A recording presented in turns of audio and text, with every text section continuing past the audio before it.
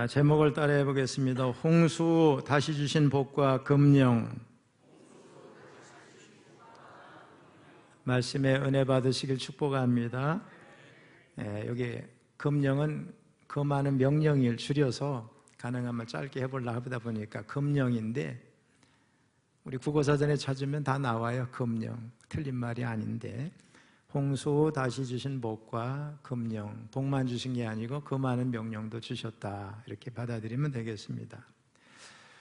20세기가 시작된 지 얼마 안 됐을 때 영국의 어느 천문 기상대에서 지구가 어느 한 해성과 충돌을 해서 곧 인류가 멸망하게 될 것 같다, 이런 발표를 했습니다. 그 발표가 나온 후에 영국 사회가 발칵 뒤집혀지고 혼란 그 자체가 되어버렸습니다. 여자들은 매일매일 울부짖고 남자들은 술을 마시면서 지구 멸망의 날을 기다렸습니다. 근데 그 혜성이 지구를 살짝 비껴가는 바람에 그 발표는 하나의 해프닝으로 끝났습니다. 혜성과 지구가 약간 부딪히기는 했지만은 그 핵과 충돌한 게 아니고 가스층으로 되어 있는 긴 꼬리가 살짝 이렇게 스치고 지나가는 정도여서 지구에 아무런 영향을 주지 못했습니다. 여러분들도 아마 지금부터 한 20년 전쯤에 어떤 혜성과 지구가 충돌할 것 같다, 이런 얘기를 들은 일이 있는데, 실제로 영국에서 이런 발표를 했고 혼란이 있었던 때가 있었습니다. 만약 우리가 한 달 후에 지구의 종말이 온다는 것을 안다면 여러분은 무슨 일을 하실까요? 아마 아무것도 하지 못할 수도 있습니다. 울고 불고 미친 사람처럼 돌아다니는 사람도 있을 거고, 혹 실제로 그렇겠어 하면서 생업 현장에서 그대로 일하는 사람도 있고, 많은 사람들은 또 돈을 가지고 있으면 뭐하나 하면서 막 사재기를 하면서 쓰고 싶은 대로 쓰는 사람도 있을 것 같습니다. 또 어떤 사람은 냉장고에 있는 거 다 먹고나 죽자 그러면서 다 찾아가지고 먹으면서 하루하루를 보내는 사람도 있으리라고 생각합니다. 여러분, 사실 지구의 종말이 온다고 하는데 우리가 뭘 한다는 게 무슨 의미가 있겠어요? 사업을 한다는 거, 회사를 다니는 거, 공부를 한다는 게, 세상이 다 끝나버리는데 돈이 뭐가 필요하고 명예가 뭘 필요하고 무슨 학위가 필요하겠습니까? 우리 한동안 이제 절기를 지키느라 노아 홍수 분야를 다루다가 이제 다시 시작을 하는데, 8장에서 살펴본 대로 노아 시대의 무서운 홍수가 끝났습니다. 자, 그러나 홍수에서 살아남은 노아와 그의 가족들은 한 가지 사실을 깨달았는데, 그것은 이 세상이 결코 안전한 곳이 아니라고 하는 사실이었습니다. 홍수는 단지 비가 많이 내렸기 때문에 생긴 단순한 홍수가 아니라 창조 질서의 파괴였고 하나님이 만드신 자연 질서의 중단이었습니다. 홍수 때 세상이 완전히 미쳐버린 것 같이 보였을 것 같아요. 하늘이 막 뚫린 것처럼 비는 쏟아지고 땅이 요동치고 막 뒤집어지는 모습, 또 바다가 육지로 막 올라오고 육지가 바다로 딱 밀려 들어가고, 이런 모든 것을 보면서 미쳐 돌아가는 것 같다, 이렇게 느꼈을 것 같아요.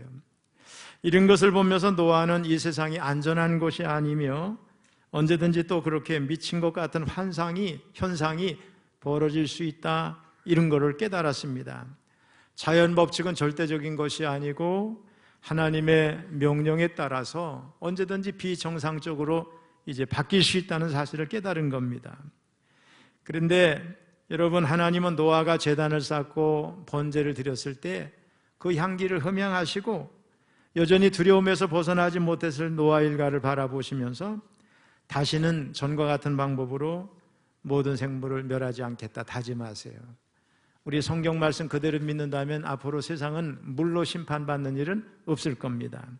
우리 성경에 보면 앞으로는 불로 심판을 받는다고 예언이 되어 있는 걸 우리가 볼 수 있어요. 자, 이제 창세기 9장은 노아 홍수 마지막 부분에 해당이 되는데, 먼저 하나님은 세상을 새롭게 시작하시면서 인류의 새로운 조상이 된 노아와 그의 아들들에게 여기 1절 7절 보면 두 번이나 따라해봐서 생육하고 번성하라, 이렇게 복을 주십니다. 근데 사실 이것은 창세기 1장 28절에서 이미 인간에게 주신 복이었어요. 자, 1절 7절을 한번 같이 다시 읽어봅니다. 시작. 하나님이 노아와 그 아들들에게 복을 주시며 그들에게 이르시되 생육하고 번성하여 땅에 충만하라. 7절. 너희는 생육하고 번성하며 땅에 가득하여 그 중에서 번성하라 하셨더라.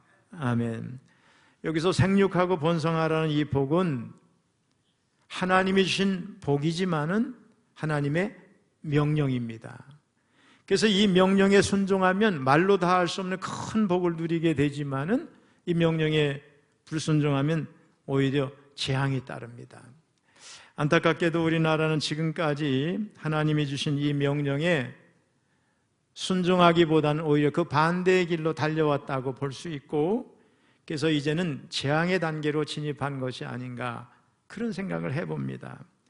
지난해 우리나라 합계 출산율이 0.72입니다. 하반기에는 더 떨어졌습니다. 세계에서 가장 낮은 수준입니다. 인구를 유지하기 위해서 필요한 합계 출산율은 2.1명이랍니다. 그러니까 어느 한 세대가 지나간다 하더라도 현상 유지할 수 있는 최소한의 합계 출산율이 2.1명이라는 겁니다. 근데 우리나라는 불행하게도 출산율이 1명도 안 되는 겁니다. 사실 출산율 1명 미만은 전쟁 때도 보기 힘든 현상이라고 합니다. 비교적 안정적인 사회로서 세계 10위권 경제력을 가지고 있는 이런 나라, 민주화된 나라에서는 거의 보기가 드문 사례라고 합니다. 유엔의 향후 인구 전망에 따르면 우리나라의 2050년 총인구수는 4,577만 명, 또 15살에서 64세까지 생산 가능 인구수는 2,398명으로 굉장히 현재보다 많이 쪼그라듭니다. 이 추세라고 하면은 100년 뒤에 한국의 인구는 1,500만 명, 600년 후에 최후의 한국인 마지막 사람이 죽는데요. 600년 후에 한 사람이 죽든 말든 무슨 상관이 있어. 근데 여러분 100년 후에 1,500만이 된다는 거는 10년 후 달라지고 20년 후에 달라지고 우리 세대에 다 목도할 일이라는 거예요. 우리 젊은 사람들은 우리 시대에 당면한 문제인 겁니다. 이렇게 저출산의 늪에 빠져 국가 소멸의 길로 치닫고 있는 우리나라에 대해서 크리스틴 라카르드 IMF 총재가 무시무시한 용어로 우리나라를 규정했어요. 한국은 집단 자살 사회다. 아무튼 저출산으로 인한 인구의 급격한 감소는 우리 사회의 다양한 곳에서 문제를 야기하게 되는데, 지금도 심각하지만 조만간 어린이집, 유치원, 초등학교, 중학교, 고등학교, 대학교 다, 그죠? 폐원, 또 폐실, 폐교 혹은 통폐합 현상이 가속화됩니다. 지금도 대학들이 전국적으로 막 2개 대학, 3개 대학 합치는 거 여러분 아시죠? 또 국가의 노동력, 경쟁력, 국방력, 세금, 연금, 노력 문제가 고질적인 문제가 됩니다. 교회 역시 이 문제에 대해서 자유로울 수 없는데 저출산 여파로 교회 성도 수가 급감하게 됩니다. 무엇보다 다음 세대를 책임질 영적 일꾼들, 교회 학교 어린이 수가 아주 가파르게 줄어듭니다. 여러분, 기독교는 처음부터 신앙의 전수를 중요한 가치로 생각을 해왔는데 저출산 현상으로 신앙을 전수할 대상 자체가 사라지고 있는 겁니다. 하나님의 말씀을 들을 사람들이 줄어들고 복음을 전할 일꾼들이 줄어든다고 하는 건 기독교 미래로 생각할 때 굉장히 암담한 상황이죠. 여러분, 오늘날 전 세계에서 가장 많이 낳는 사람은 유대인과 무슬림들이죠. 저 유럽은요, 인구가 줄어드니까 무슬림 이민 정책에서 들어왔는데 무슬림들은 오면 막 굉장히 많이 낳습니다. 그래서 유럽 사회가 전체적으로 무슬림화되고 있어요. 아주 난립니다. 지금 심각합니다. 여러분, 우리 이 땅의 젊은이들, 특별히 교회 젊은이들은 결혼을 해서 아이들을 많이 낳아야 될 줄로 믿습니다. 아이를 키우는 일이 쉬운 일은 아니지만 하나님께서 생육하고 번성하라 이렇게 명령을 하셨으면 어때요? 그 아이들이 이 땅에 나는 것으로 충분히 먹고 살도록 하나님께서 허락해 주셨다는 거예요. 여러분, 생육하고 번성하라, 그 명하신 분이 출산한 생명을 책임져 주신다고 하는 그런 믿음이 우리에게 있어야 될 줄로 믿습니다. 그래서 젊은이들은 결혼해서 또 자녀를 많이 낳고 우리 어른들은 며느리 아들에게 자꾸 자녀를 낳으라고 내가 키워준다 도와준다 이렇게 하면서 전부 생명은 하나님의 손 안에 있으니 많이 낳자 이렇게 해야 될 줄로 믿습니다. 자, 이 땅에서 가족보다 더 큰 행복은 없습니다. 우리 경건한 가정의 부모들은 인간적인 염려는 다 주님께 맡기고 아기들을 많이 낳아서 무슬림들이 알을 많이 낳아가지고 막 무슬림 천국으로 만드는 것처럼 하나님 나라의 시민들로 이 땅을 가득하게 해야 될 줄로 믿습니다. 오늘 우리 한국 사회에서 아이를 누가 많이 낳느냐? 목회자 자녀가 많이 낳아요. 목회자들이. 또 하나는 군인들이 많이 낳아요. 그리고 이민 온 사람들이 이렇게 많이 낳고요. 우리 한국 사람들 정말 정신 바짝 차려야 됩니다. 우리나라에 하나님을 믿는 사람이 많아져야 이 땅에 희망이 있는 줄로 믿습니다. 자, 이제 2절을 한번 같이 읽어보겠습니다. 시작. 땅의 모든 짐승과 공중의 모든 새와 땅에 기는 모든 것과 바다의 모든 물고기가 너희를 두려워하며 너희를 무서워하리니 이것들은 너희의 손에 붙였음이니라. 무슨 말이냐? 홍수 후에 이제부터는 바다의 물고기, 하늘의 새, 땅에 움직이는 모든 생물이 인간을 두려워하고 무서워할 거라, 이런 말씀입니다. 즉 인간과 자연의 관계가 서로 어떻게 적대적인 관계가 된다는 거예요. 하나님이 태초에 천지를 창조하셨을 때는 하나님과 인간, 동물의 관계는 갈등이 없었어요. 싸움도 없고 전쟁도 없었어요. 하나님과 인간과 동물은 가족 같았어요. 친구 같았어요. 그런데 죄가 들어온 이후에 죽음이 왔고 하나님과 인간이 갈라졌고 사람과 자연도 갈라졌고 인간은 환경을 파괴하는 존재가 됐습니다. 우리 교회에서 베델 성서대학 성서편을 많이들 공부하셨는데 거기 보면 일과의 천지창조의 그 아름다운 모습이 이거가 되면 깨지거든요. 그래서 하나님과 인간 사이가 분리가 되고 또 사람과 사람 사이도 분리되고 사람과 어떻게 해요? 자연과의 관계도 문제가 되고 인간은 자연을 막 착취하게 되고 그 결과 인간이 피해를 입고 이런 상황이 오는 걸 우리가 볼 수 있어요. 오늘 이제 말씀 안에는 앞으로 짐승들이 인간을 해치게 된다 이런 것도 암시가 되어 있습니다. 그래서 하나님은 짐승들이 인간을 해치지 못하도록 짐승의 마음에 뭐야? 두려운 마음을 주셨다. 그렇게 주신다고 말씀하셨어요. 여러분 인간이 사람도 짐승을 보면 혐오스럽거나 무섭게 생긴 거 보면 두려운 마음을 갖지만 짐승들은 사람을 다 경계하죠.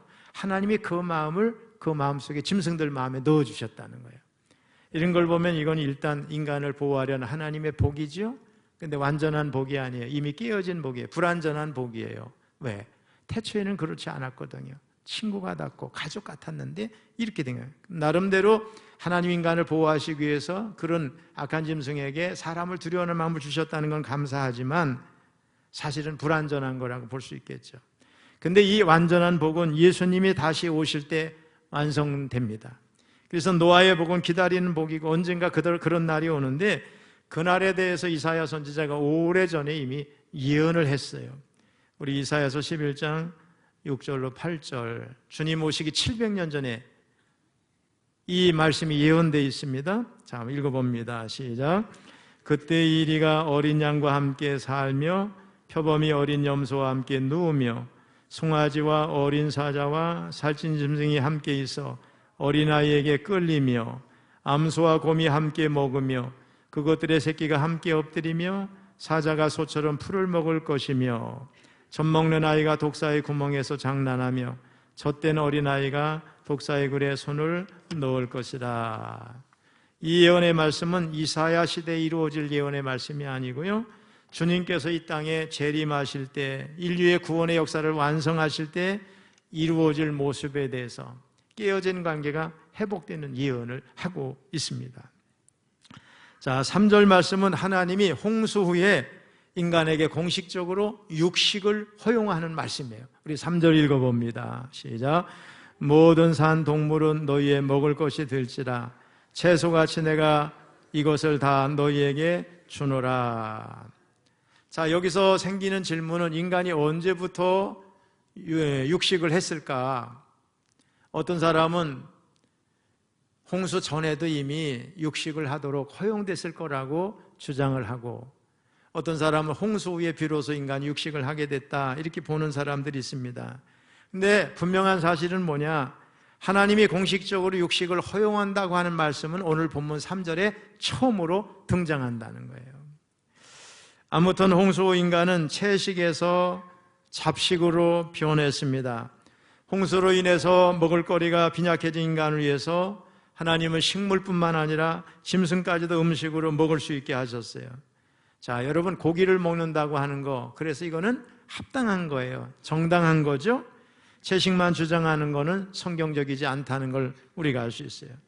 음식을 분류하면 크게 두 종류가 있겠죠. 육식과 채식이죠. 어떤 사람은 너무 채식만을 강조하다 보니까 한쪽으로 치우쳐서 극단적으로 흐르기 쉬운데, 하나님의 말씀을 우리가 창세기를 보면은 우리가 어떻게 살아야 되는지, 어떻게 먹고 살아야 되는지를 잘 말씀해 주고 있어요. 우리 먼저 창세기 1장 29절을 읽어보겠습니다. 시작. 하나님이 이르시되 내가 온 지면에 씨 맺는 모든 채소와 씨 가진 열매 맺는 모든 나무를 너희에게 주노니 너희의 먹을 거리가 되리라. 하나님은 창세기에서 우리 먹을거리의 기본과 원칙에 대해 정확하게 말씀하셨는데, 씨 맺는 모든 채소, 또 씨 가진 열매 맺는 모든 나무의 열매를 먹으라 그러셨어요. 여러분, 채소를 많이 먹어야 되겠죠?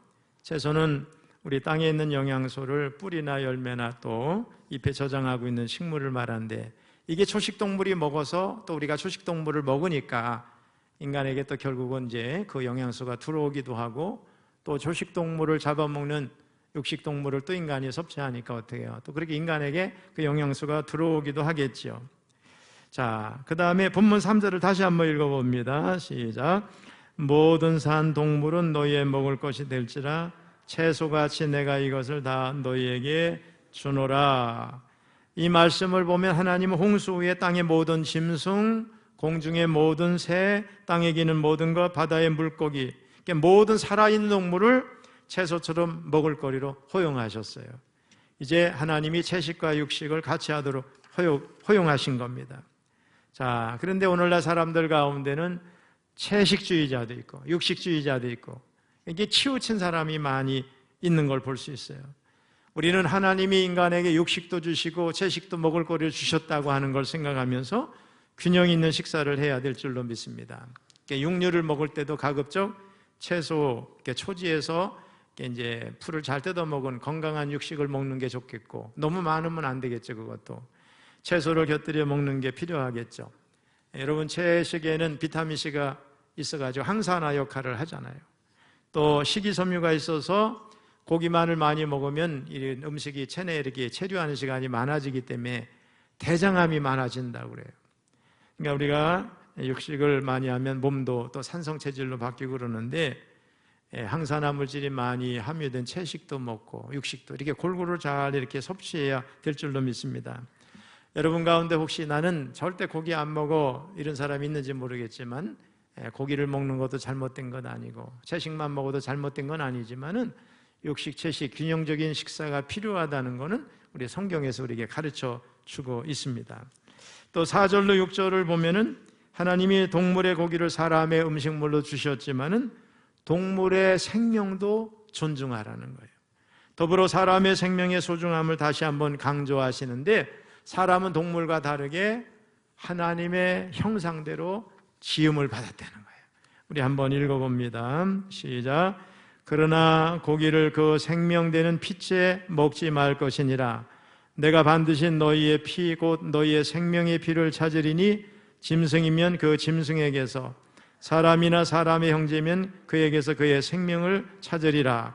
다른 사람의 피를 흘리면 그 사람의 피도 흘릴 것이니 이는 하나님이 자기 형상대로 사람을 지으셨음이니라. 아멘. 먼저 동물의 생명도 존중하라고 하는 의미가 뭐냐? 여러분, 동물을 신성시하라는 게 아니에요. 동물에게 잔인한 행위, 잔악한 행위, 또 심하게 고통 주는 행위를 하지 말라는 겁니다. 인도의 힌두교에서는 소를 신성시하죠.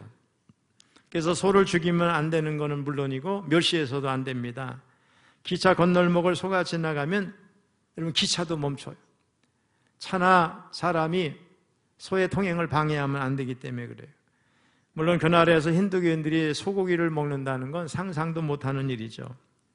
아무튼 그들에게 소라고 하는 동물은 사람보다 더 대접을 받는 동물이라고 볼 수 있는데, 지난번에 그 벌거벗은 세계사라는 여러분 아시죠? 거기 쭉 보니까 왜 힌두교인들이 인도에서 소를 그렇게 신성시했을까? 그 근원을 추적해가는 그런 내용을 쭉 본 적이 있어요. 아마도 고대로 올라갈수록 농사가 굉장히 인간에게 중요하잖아요. 그래서 일을 해야 되는데 소가 필요한데 소를 잡아먹으면 농사 짓는 일에 문제가 생기니까 소를 자꾸 이렇게 잡아먹지 못하게 이렇게 종교적인 계율로 얽다 보니까 사람들 머릿속에 신성시하게 되고 그랬다는 거예요. 자, 그런데 어떤 나라에서는 정반대 현상이 벌어지고 있어요. 버둥거리고 반항하는 소의 입에 물 호수를 집어넣어가지고 물을 틀어요. 쑤셔 넣습니다, 물을. 수도꼭지를 막 트는 거죠. 고통스러워해도 계속 물을 먹입니다. 어떻게? 소의 무게를 늘려가지고 돈을 좀 벌려고 그러는 거죠. 심지어는 소의 몸을 막 두들겨 팹니다. 몸의 부피가 늘어나게 돼서 돈 더 많이 받는다고 그렇게 하는 거예요. 더 심한 것은 트럭 뒤에 소를 매달고 시속 10km 정도로 이렇게 달리면은 소가 막 뛰면서 그 수분이 이 살 속으로 잘 스며든다고 그래요. 그렇게 하는 거죠. 어차피 도살장에 끌려가서 누군가의 식탁에 올라갈 운명이지만 이런 학대는 우리 소에게는 죽기보다 고통스러울 거라고 생각합니다. 모든 소가 이렇게 죽는 것은 아니지만 참 불쌍해요. 여러분, 이게 어느 나라 이야기예요? 우리나라 얘기예요. 지금도 그런 사람들이 간혹 있는데 옛날에는 더 많았죠. 어처구니 없는 일들이 우리나라에서 벌어졌습니다. 하나님이 창조하신 것 중에 가장 중요한 것이 있다면 뭐냐? 그것은 생명이라고 저는 생각합니다. 그래서 우리는 비록 짐승이라도 잔인하게 함부로 대하기보다는 도축을 안 할 수 없으니까 고통을 줄이는 방법으로 이렇게 다 해야 되는데, 인간이 얼마나 잔인하게 이렇게 나쁜 짓을 하는지 그런 건 안 될 줄로 믿습니다. 다음으로 본문은 사람의 생명의 소중함에 대해서 강하게 말씀하는데, 바로 어떤 사람의 피를 흘리면 하나님은 반드시 그 피값을 찾으시겠다는 거예요. 즉 인간의 생명을 해친 자에 대해서는 사람과 짐승을 막론하고 그 피에 대한 책임을 꼭 묻겠다는 거예요. 모르겠어요. 문자적으로 성경을 지키면 안 되겠죠. 근데 저는 가능하면 피를 안 먹으려고 그래요. 한국의 서울에 정확한 숫자는 모르지만 오래전에 한 600명 정도의 유대인들이 서울에 살고 있는데, 유대인들은 고기를 사면 어떻게 반드시 물에 담가놔요, 하루 저녁. 그럼 피가 다 빠지죠. 그렇게 먹는 거예요.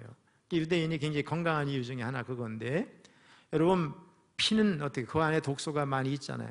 더군다나 막 때리고 막 이렇게 해서 소를 분노하게 하면 그 속에 독소가 많이 들어있잖아요. 그래서 저는 우리 그 전에 목회자들끼리 모여서 운동회 하고 끝나면 새벽에 꼭 선지국이라 그래나 뭐 그런 거 먹잖아요.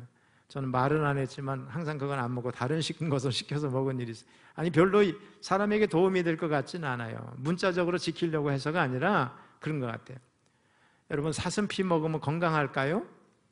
몸부림치는 사슴피 그 속에는 사람을 죽이시는 독소가 꽉 차 있어요. 여러분 이런 거 함부로 따라하지 마시기 바랍니다. 성경은 다 우리에게 유익하게 하기 위해서, 또 반대로는 동물도 존중하라는, 함부로 대하지 말라는 의미가 담겨 있으니까 그걸 지키는 게 유익하다고 저는 생각합니다. 또 피는 생명과 영혼의 좌소에, 영혼이 자리하고 있는 장소로 우리가 상징하는 것이기 때문에 모든 생명은 그 창조주신 하나님의 것이라는 생각을 가지고 신성한 영역을 범하지 말라, 이런 뜻입니다. 특별히 살인은요 하나님께 대한 도전이자 모독행위입니다. 우리 인간만이 하나님의 형상대로 지음을 받았어요. 우리 식물이 있고 동물이 있고 그 다음에 사람이 있고 하나님이 계시잖아요. 제가 늘 말씀드리죠. 하나님과 인간은 넘나들 수 없는 질적인 그 간극이 있는 거잖아요. 하나님은 영원하신 분이에요. 스스로 계신 분이에요. 창조자세요. 근데 우리 인간은 한계가 있어 죽게 되는 존재거든요. 그러니까 우리 인간이 하나님 될 수는 없어요. 근데 수많은 생물 중에서 인간만을 하나님의 형상대로 지으셨다고 성경은 말씀하고 있어요. 그래서 인간은 내가 누구인지를 묻는 존재고 죽음 이후에 어떻게 될까를 궁금해하는 존재예요. 그 다음에 인격적인 존재예요. 옳고 그름을 분별하는 윤리적인 존재로 하나님이 만드셨어요. 또 우리 안에 성경에 보면 하나님이 우리 안에 법을 넣어 놓으셨대. 뭐예요? 양심. 우리 인간은 남에게 꺼리끼는 일을 하고 해로운 일을 하게 되면 어떻게 해요? 꺼리끼죠? 윤리의식이 있는 거예요. 양심이 있잖아요. 짐승에게 그런 게 있나요? 전혀 없습니다, 여러분. 하나님의 형상대로 인간을 지으셨는데 타락 이후에 인간이 하나님의 형상을 많이 훼손했지만 부분적으로 남아있어서 하나님과 인간이 영적으로 이게 접촉점이 되게 하신 것을 생각하면 인간이 얼마나 소중한 존재인가를 여러분 기억해야 될 줄로 믿습니다. 우리 짐승에게도 함부로 이렇게 좀 뭐랄까요, 사악한 행위를 하면 안 되겠지만은 사람에 대해서는 그래서는 안 된다는 거예요. 특별히 여기서 4절과 관련해서 이단인 여호와의 증인이, 여러분 여호와의 증인은 수혈을 금지하는 거 아시죠? 군대 가서도 여러분 집총 거부하잖아요. 여호와의 증인 수혈도 거부하고. 왜 여호와의 증인이 수혈을 거절하는 것일까? 오늘 본문 4절 말씀과 레위기 여러 군데 있어요, 성경에. 그런 걸 근거로 해서 어떤 형태로든 혈액을 섭취해서는 안 된다는 그런 뭐랄까요, 믿음이 그들에게 있는 거죠. 그래서 피를 먹는 것은 당연히 안 되고 나아가서 수혈도 안 되는 겁니다. 여호와의 증인 이단에서 이 법은 1945년에 제정이 됐으니까 지금까지 금년은 연초니까 한 79년 정도 지나왔어요. 그러면 전 세계에서 79년이 지나는 동안에 수혈을 거부해서 죽음에 이른 여호와의 증인 숫자가 얼마나 될까? 통계가 있을까? 제가 그걸 인터넷 자료를 찾아봤는데 없더라고요. 근데 어느 글귀가 있어요. 대충 추정은 할 수 있는데 1년에 수혈을 거부해서 죽음에 이른 여호와의 증인들이 1년에 1000명 정도 된대요. 그러면 79년 동안 수혈 거부로 인해서 죽은 사람이 대략 얼마나 되는 거예요? 7만 9천 명 정도가 된다는 거예요. 그러니까 성경을 왜곡해서 해석하면 이런 불행한 일이 생긴다고 볼 수 있습니다. 우리 사랑하는 성도 여러분, 오늘 본문은 우리에게 중요한 교훈을 줍니다. 첫째로 생육하고 번성하라. 이것은 복이에요. 그 다음에 하나님의 명령입니다. 이 명령에 따르면은 어떻게 해요?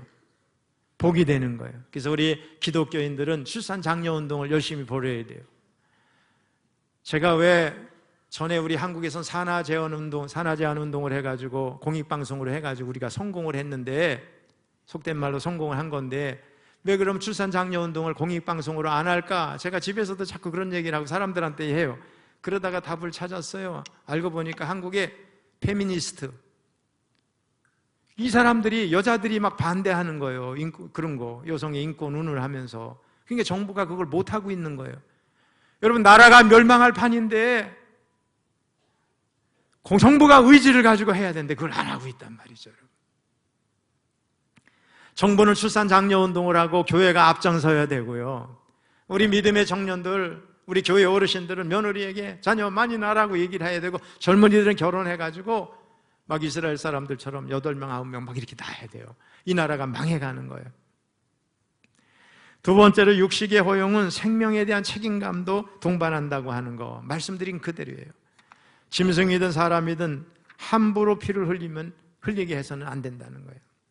셋째로 피째 먹지 말라는 명령은 생명에 대한 경외심을 잃지 말라는 중요한 가르침인데, 또 실제로 피 자체가 인간에게 해롭습니다. 이건 사람을 배려한 말씀이기도 하다는 거예요. 마지막으로 인간의 생명의 존엄성은 하나님의 형상에 근거한 것이고, 우리는 서로의 생명을 존중하고 보호해야 할 의무가 있다는 사실을 알아야 되겠습니다. 그러니까 사람으로 태어난 존재는 그 누구도 귀하다는 생각을 꼭 가져야 될 줄로 믿습니다. 그러니까 예수 안 믿으면 사람의 생명을 쉽게 해치는 거예요. 예수 믿는 사람은 인간에게는 하나님의 형상이 깃들어 있다는 걸 알기 때문에 절대로 사람을 해치지 않게 되죠. 여러분, 이런 모든 가르침들은 현대를 살아가는 우리에게도 여전히 적용될 수 있고, 우리가 하나님의 창조 질서 안에서 어떻게 살아갈지에 대한 중요한 기준이 됩니다. 여러분, 우리 철원교회 모든 성도님들은 오늘 말씀을 마음에 이렇게 새기기를 바랍니다. 그래서 생명을 존중하고 하나님께서 주신 명령을 따르며 살다가 복을 누리는 자들이 다 될 수 있기를 바랍니다.